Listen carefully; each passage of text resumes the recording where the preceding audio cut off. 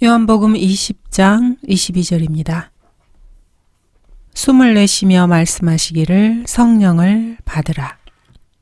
오늘날 은사주의자들은 이것을 흉내냅니다. 하지만 은사주의자들의 성경적 무지를 드러낼 뿐입니다.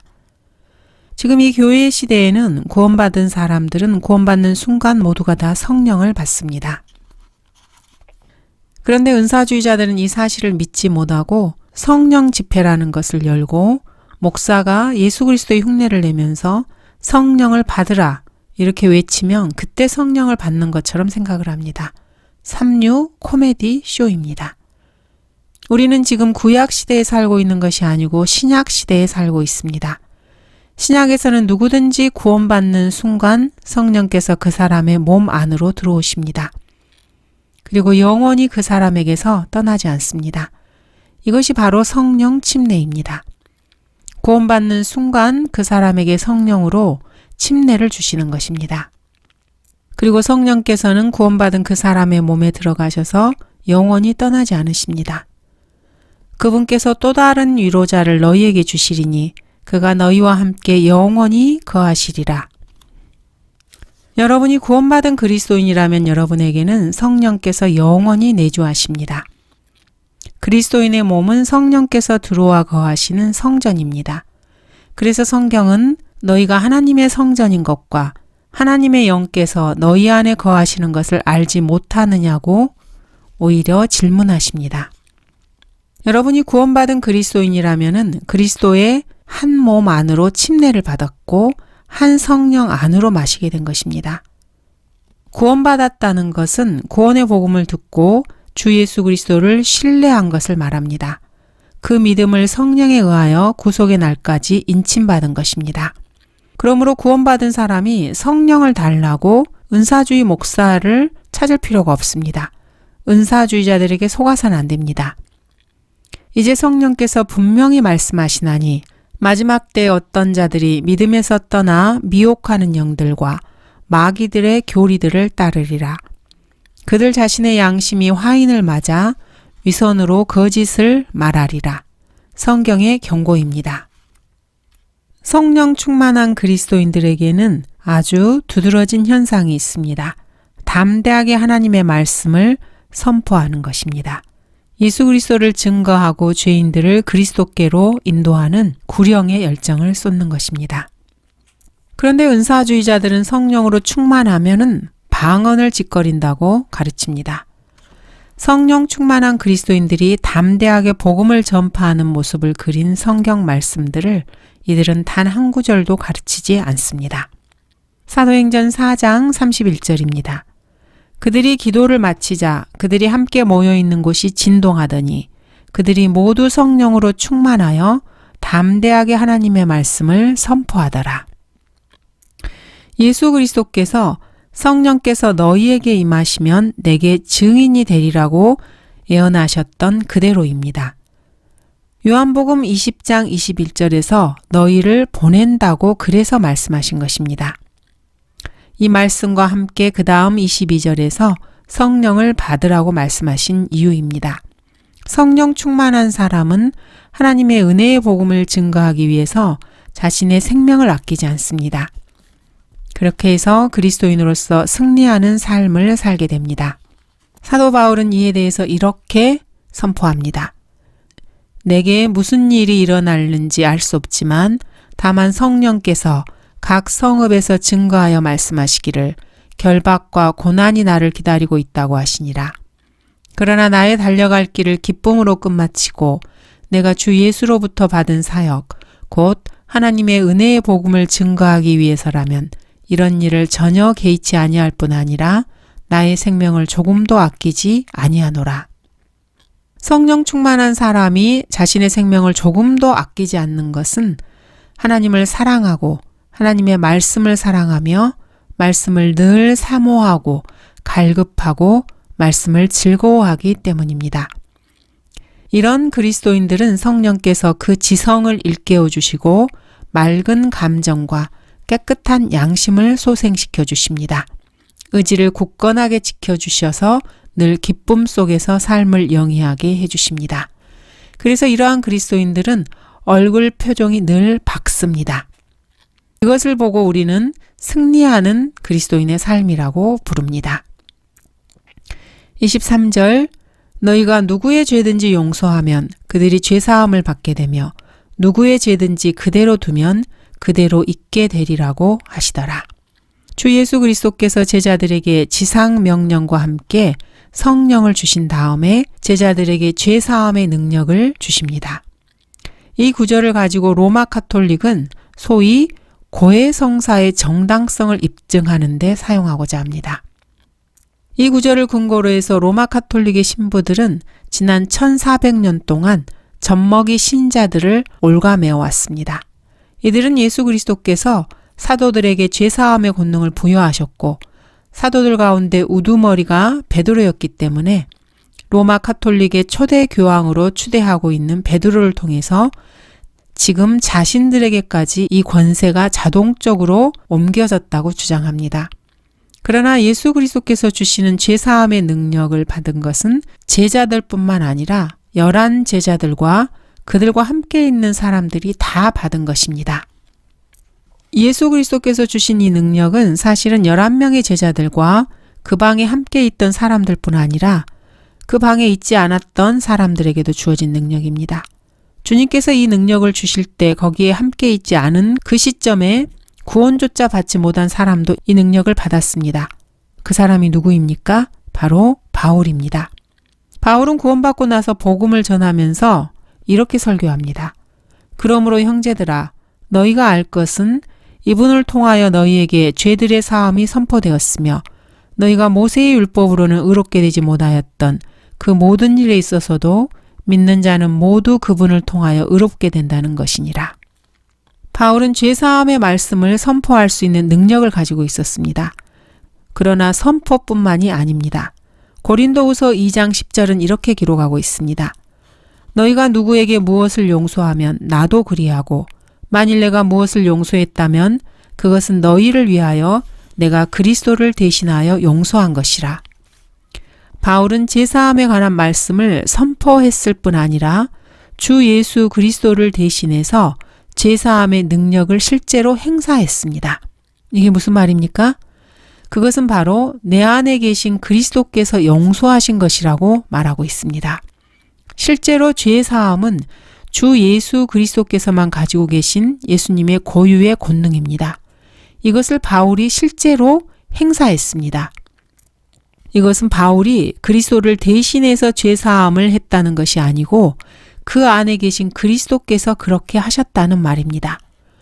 우리가 그리스도인 형제의 죄를 용서할 수 있는 것은 그 형제가 죄를 참회했을 때 우리 그리스도인들이 예수 그리스도의 인격 안에서만 가능한 일입니다. 그러므로 죄를 사하시는 분은 실질적으로 예수 그리스도 그분이십니다. 24절 그러나 12 가운데 하나로 디두모라 불리는 도마는 예수께서 오셨을 때 그들과 함께 있지 아니하였더라. 예수께서 오셨을 때라는 것은 부활하신 예수 그리스도께서 일요일 저녁 제자들에게 처음으로 나타나셨던 바로 그때입니다. 그때 도마는 그 자리에 없었습니다. 그날 아침 일찍 무덤에 다녀온 막달라 마리아에게서 예수 그리스도의 부활 소식을 접한 제자들은 유대인들을 두려워해서 문을 걸어 잠그고 한자리에 모여 있었습니다. 거기에 갑자기 부활하신 예수 그리스도께서 그들에게 나타나셔서 너희에게 평강이 있으라고 말씀하셨습니다. 그 자리에 도마는 없었습니다. 25절 그러므로 다른 제자들이 그에게 말하기를 우리가 주를 보았다고 하나 그가 그들에게 말하기를 내가 주의 손에 있는 못자국을 보고 또 내 손가락으로 그 못자국에 대어보고 나의 손으로 주의 옆구리에 넣어보기 전에는 결코 믿지 않겠노라고 하더라. 뭐뭐하기 전에는 결코 믿지 않겠노라. 도마가 이 말을 했습니다. 이 말 때문에 그는 두고두고 의심 많은 도마라는 이름을 달고 다니게 됩니다. 도마는 예수 그리스도께서 이미 주님의 죽으심과 부활에 대해서 예언했던 그 말씀을 머리에 떠올리지 않았습니다.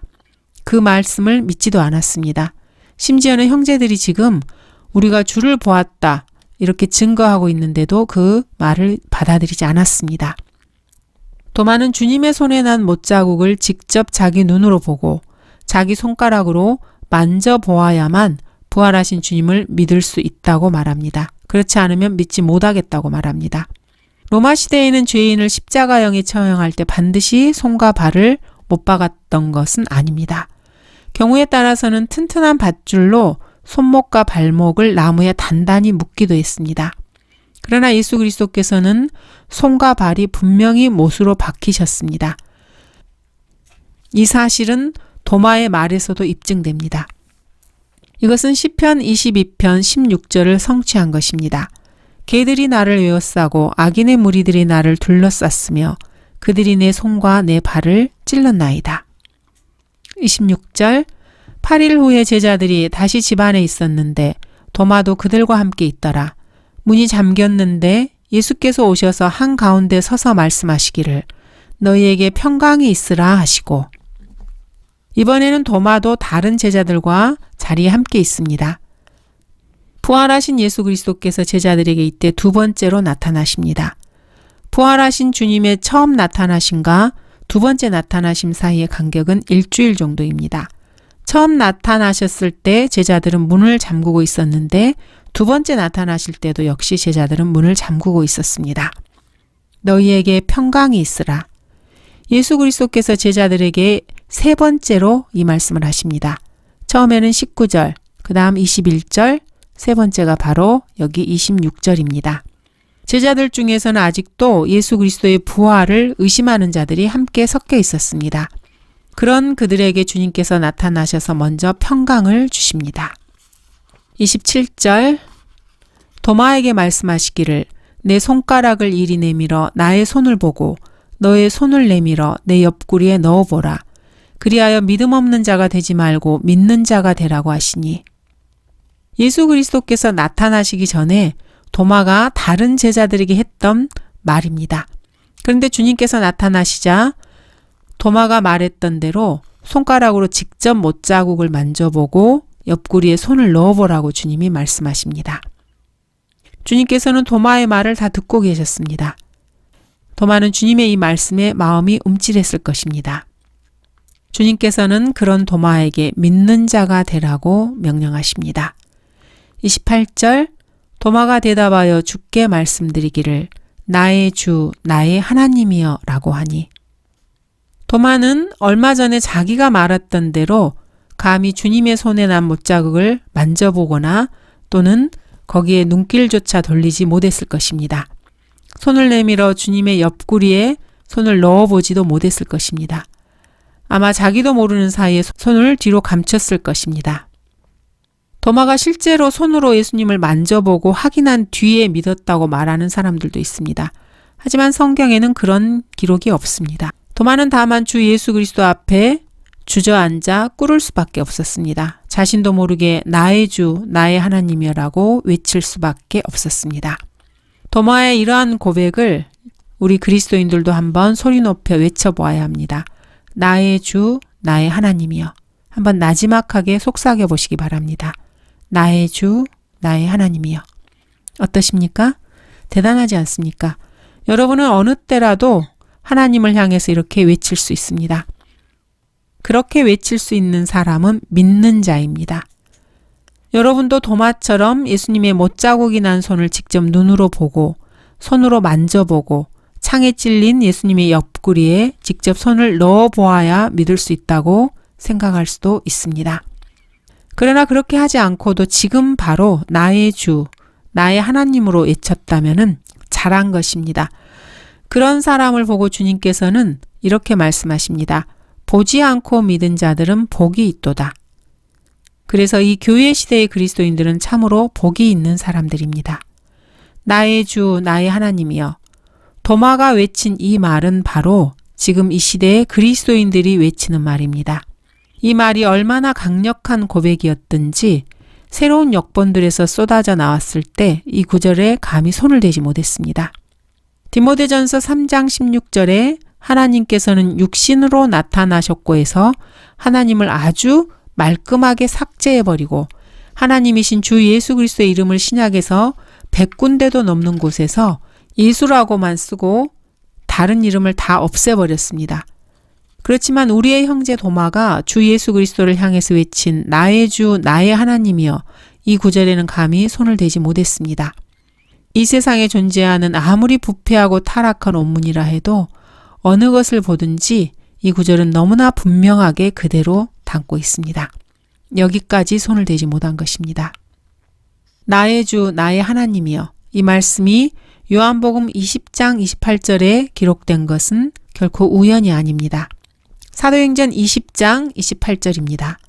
하나님께서 자신의 피로 사신 하나님의 교회를 돌보게 하셨느니라. 주 예수 그리스도께서 흘리신 피가 하나님 자신의 피라고 말씀하고 있습니다. 요한복음 20장 28절, 사도행전 20장 28절은 이렇게 밀접한 관계를 가지고 있습니다. 성령께서 의도적으로 이 두 책에서 장절을 엮어 놓으셨습니다. 이것이 우연의 일치라고 웃어 넘기시겠습니까? 성경 한 구절 한 구절을 대할 때마다 경외심을 가지고 대해야 합니다. 주 예수 그리스도께서는 도마에게 있어 나의 주였습니다. 나의 하나님이셨습니다. 배교하고 타락한 자들은 도마가 한 이 말이 삭제되어 있는 원문을 찾아보려고 아마 무척 애를 썼을 것입니다. 그러나 아직까지는 헛수고일 뿐입니다. 그런 원문이 발견된다면은 그 사람들은 만사를 제쳐두고 그 원문을 따라서 또 하나의 새 역본을 만들어낼 것입니다. 도마가 예수님께 나의 주 나의 하나님이라고 외친 것은 어떤 의미가 있습니까? 하나님께서 친히 육신을 입고 오신 분이 바로 주 예수 그리스도가 아니시라면은 예수 그리스도께서는 사람들에게 신성 모독죄를 범하게 만드신 꼴이 됩니다. 마태복음 14장 33절에서 예수 그리스도께서 배에 오르시자 배에 있던 사람들이 주님께 경배하면서 말합니다. 참으로 주님은 하나님의 아들이시니이다. 이때도 주님은 그들의 고백을 결코 수정하지 않으셨습니다. 그냥 내버려 두셨습니다. 사도행전 10장에서 베드로는 코넬료가 보낸 사람들을 따라서 코넬료를 방문하고 그의 집에 들어갑니다. 이때 코넬료가 베드로를 맞으면서 그의 발 앞에 엎드려 경배를 했습니다. 그때 베드로가 어떻게 했습니까? 베드로가 그를 일으키며 말하기를 일어서라 나도 사람이라고 말합니다. 예수 그리스도께서도 베드로 같은 사람이었다면은 베드로와 같은 태도를 취해야 마땅합니다. 그러나 주님께서는 그렇게 하지 않으셨습니다. 왜 그러셨습니까? 예수님께서는 제자들의 고백처럼 하나님의 아들이셨고 하나님이셨으며 주님이시기 때문입니다. 예수님께서는 사람들이 예수님께 이렇게 말을 할 때 합당하신 분에게 합당한 자리에서 합당하게 말하고 있다고 인정하셨습니다. 다른 그 누구도 이렇게 하지 못했습니다. 그런데 왜 예수 그리스도께서 석가모니, 마호메트, 공자, 노자나 다름없는 사람이었다고 함부로 말할 수 있습니까? 나의 주, 나의 하나님이여. 도마는 자신 앞에 나타나신 주 예수 그리스도를 향해서 이렇게 외칩니다. 엘리야 선지자가 하나님께 이렇게 간구합니다. 내게 들으소서 오 주여, 내게 들으시어 이 백성으로 주께서 주 하나님이신 것을 알게 하시고 주께서 그들의 마음을 다시 돌이키신 것을 알게 하소서. 그러자 하나님께서는 엘리야의 기도에 응답하시고 주의 불이 내려서 번제물과 나무와 돌들과 흙을 태우고 도랑에 있는 물을 핥아버리는지라 라고 기록하고 있습니다. 이때 모든 백성이 어떤 반응을 보였습니까? 모든 백성이 그것을 보자 엎드리며 말하기를 주 그분은 하나님이시도다. 주 그분은 하나님이시도다 하더라. 모든 백성이 하나님 앞에 엎드려 주 그분은 하나님이시도다 라고 외쳤습니다. 지금 도마는 예수 그리스도를 향해서 예수님 앞에 엎드려 이렇게 외치고 있습니다. 도마는 주 하나님이신 예수님을 향해서 나의 주님, 나의 하나님이라고 외칩니다.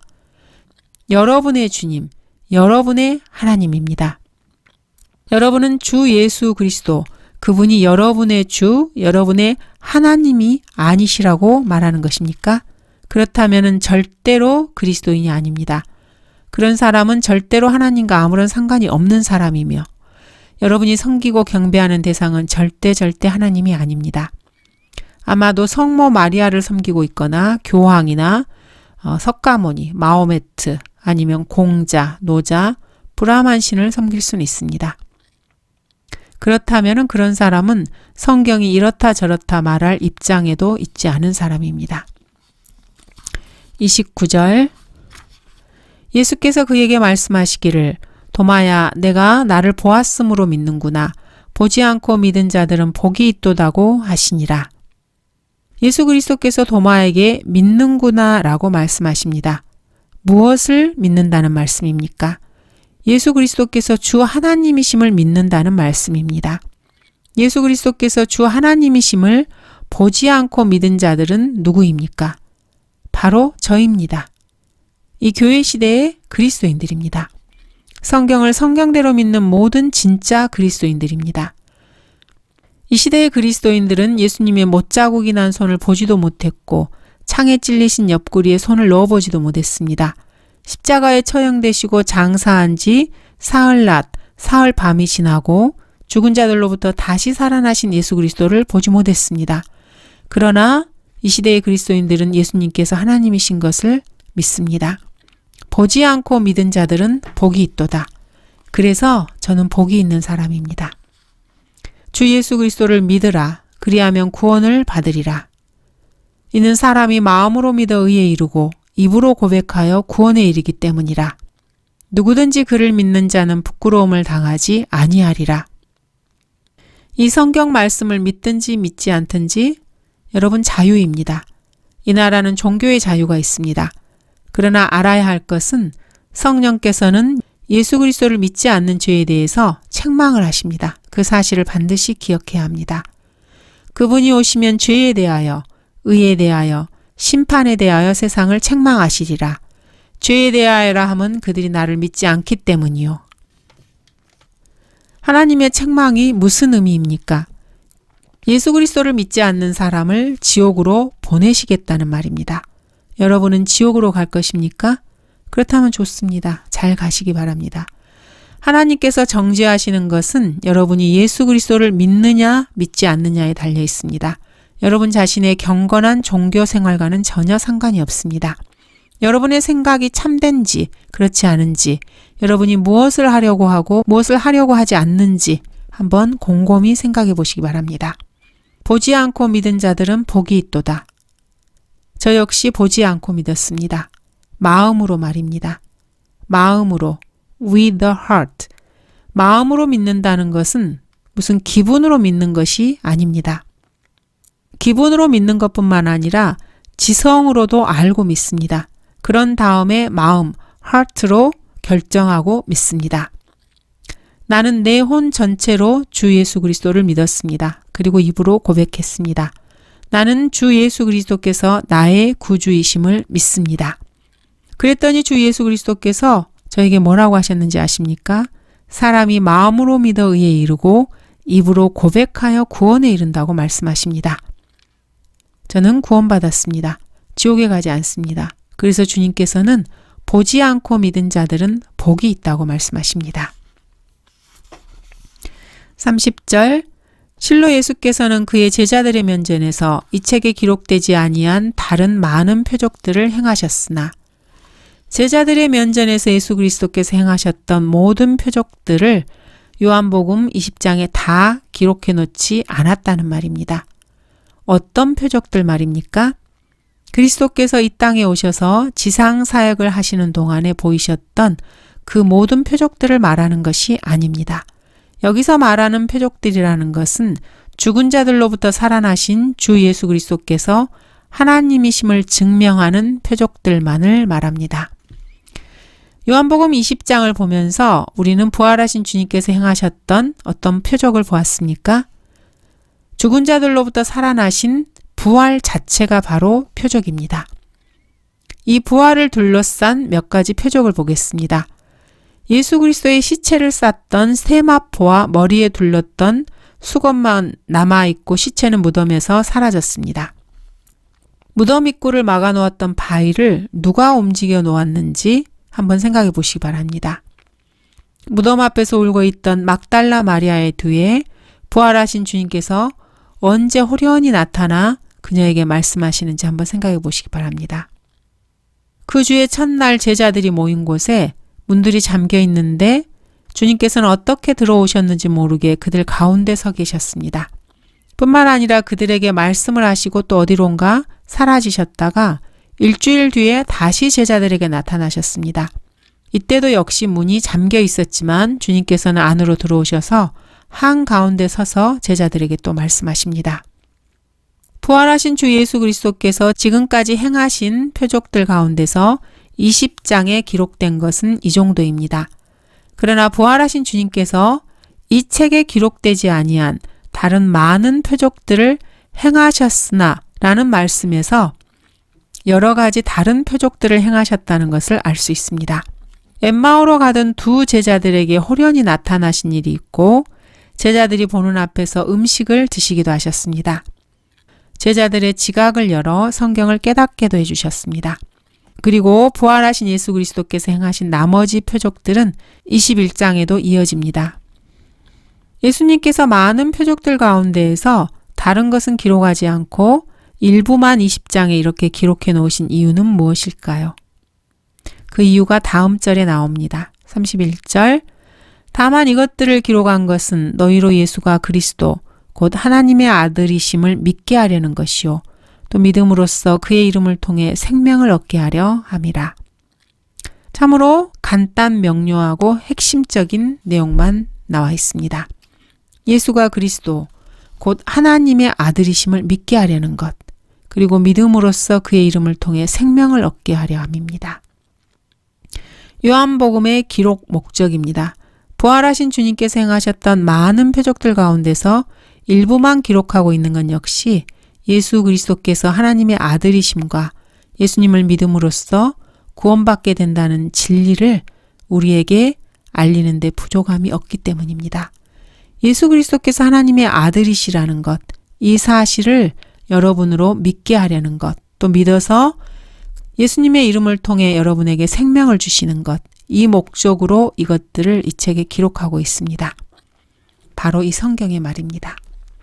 예수가 그리스도, 곧 하나님의 아들이심을 믿게 하려는 것이요. 또 믿음으로써 그의 이름을 통해 생명을 얻게 하려 함이라. 여러분들은 예수 그리스도께서 하나님의 아들이심을 믿어야 합니다. 믿어야만 예수 그리스도의 이름을 통해 영원한 생명을 얻을 수 있습니다. 믿지 않으면 생명을 얻지 못합니다. 생명을 얻지 못하는 것으로 끝나는 것이 아닙니다. 지옥에 가서 영원히 유황불에서 고통을 겪어야 합니다. 왜 그렇습니까? 예수 그리스도께서 하나님의 아들이시라는 것을 믿지 않으면은 예수님의 이름으로 생명을 얻게 된다는 사실을 받아들이지 않으면 이렇게 말씀하시는 하나님을 거짓말쟁이로 만들어버리기 때문입니다. 여러분은 하나님을 거짓말쟁이로 만들 수 있습니까? 여러분이 믿지 않으면 여러분은 하나님을 거짓말쟁이라고 하는 것입니다. 하나님의 아들을 믿는 자는 자기 안에 그 증거가 있고 하나님을 믿지 아니하는 자는 하나님을 거짓말쟁이로 만드나니 이는 하나님께서 그 아들에 관하여 주신 증거를 믿지 아니하기 때문이라. 또 증거는 이것이니 하나님께서 우리에게 영생을 주신 것과 이 생명이 그의 아들 안에 있다는 것이라. 여러분이 어떤 종교를 믿든지 다 마찬가지입니다. 여러분은 불못에 내던져진 채 문이 꽝 닫히고 열쇠가 어디 있는지도 모르고 내팽개쳐질 것입니다. 영원히 말입니다. 영원이라는 말을 가볍게 들어서는 안 됩니다. 하늘 아래 그 무엇을 여러분이 가지고 있다 하더라도 주 예수 그리스도, 바로 하나님의 아들이 없는 사람은 영원토록 지옥에서 살아야 합니다. 그 아들이 있는 자는 생명이 있고 하나님의 아들이 없는 자는 생명이 없느니라. 그냥 생명만 없는 것이 아닙니다. 아들을 믿는 자는 영생을 가졌고 그 아들을 믿지 않는 자는 생명을 보지 못하고, 성경이 이쯤에서 끝났으면은 그나마 다행이었을 것입니다.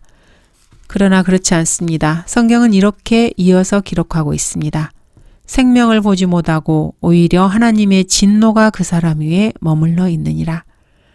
여러분은 하나님의 진노가 어떤 것인지 알고 있습니까?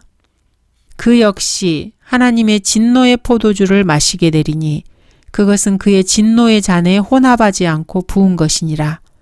또 그 사람은 거룩한 천사들의 면전과 어린 양의 면전에서 불과 유황으로 고통을 받으리니 그 고통의 연기가 영원 무궁토록 올라가리라.